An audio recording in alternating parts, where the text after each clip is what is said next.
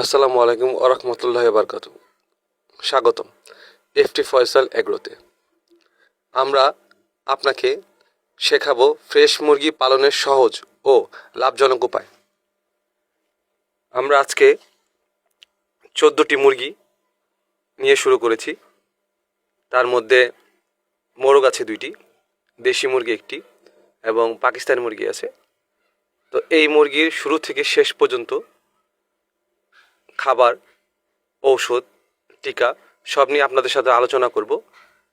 যে বিষয়গুলো আলোচনা করলে হয়তো বা আপনাদের সবার উপকারে আসবে এবং সহজে আপনারা মুরগি লালন পালন করতে পারবেন।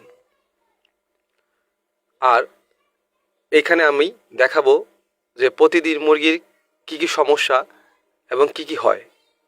সবাই আমার পাশে থাকবেন এবং সাথে থাকবেন। আল্লাহ হাফেজ।